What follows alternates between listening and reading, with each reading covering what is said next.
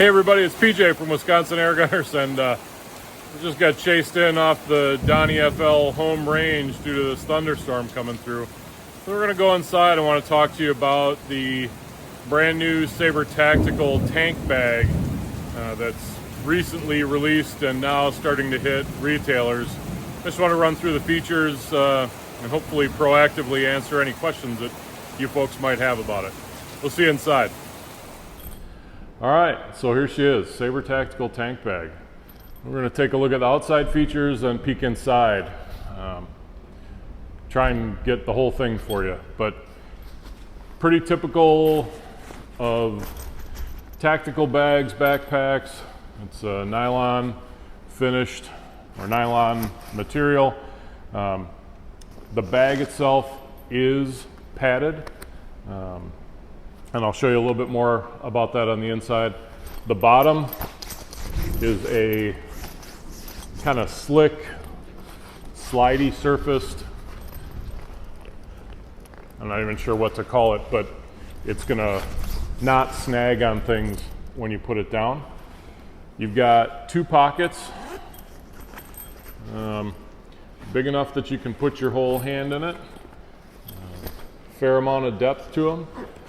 Perfect size for a coiled up fill whip and a whole bunch more stuff. You know, you can put in there whatever you want. On the top, you've got D-rings for a shoulder strap, which is included. You also have some pass-throughs where you could clip on another pouch if you wanted to. There's some elastic band here that you can slide a Sharpie or something like that in there.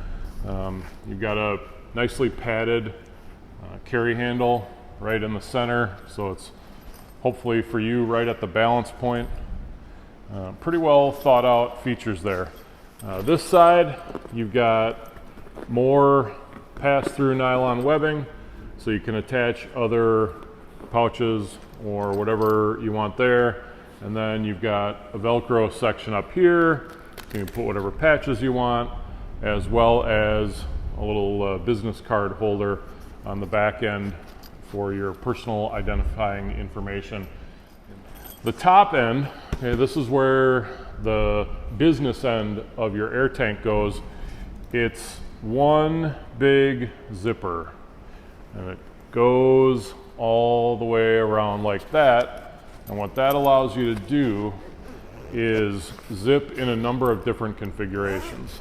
So you could zip, so just this top flap opens up like a box and your air gauge and tank handle would be in there.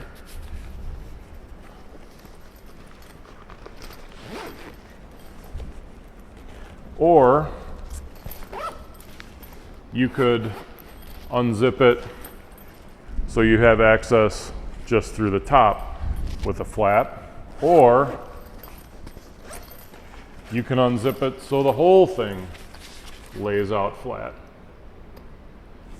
Options, okay? I would say most of the time I leave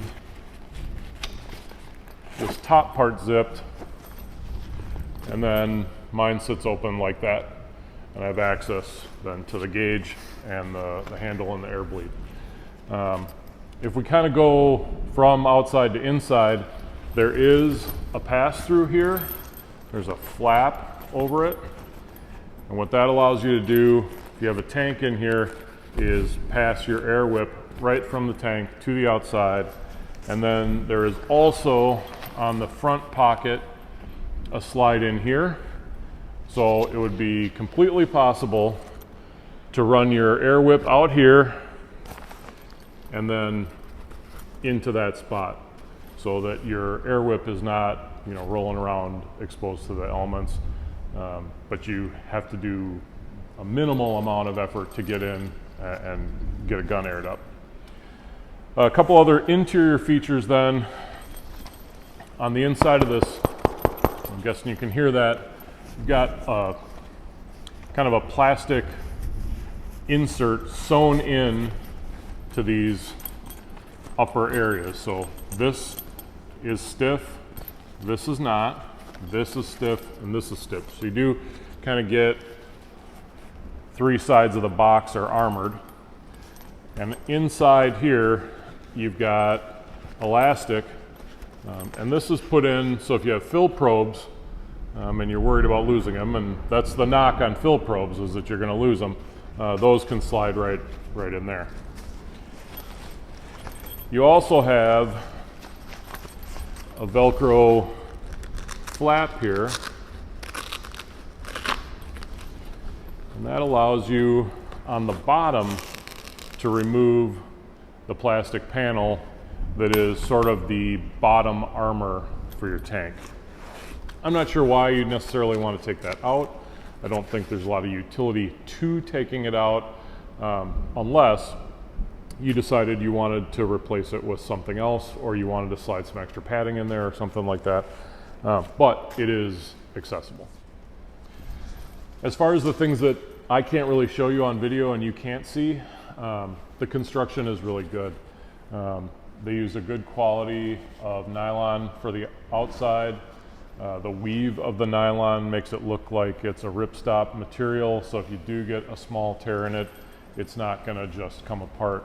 The seams are very well stitched, and when you look at them from the inside, there is at the seam multiple layers of stitching, and actually the two pieces of fabric that come together are covered by another piece of fabric, and that's stitched in.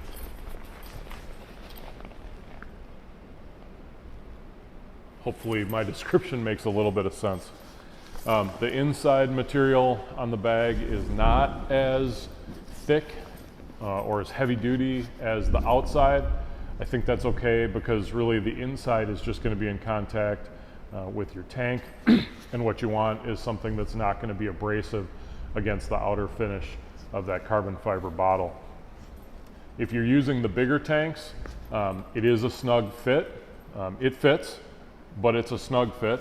I actually use kind of a smaller, like a 30-minute retired fire tank, and it's got a little room. I actually wrapped it in a microfiber towel just to take up a little bit of that extra space.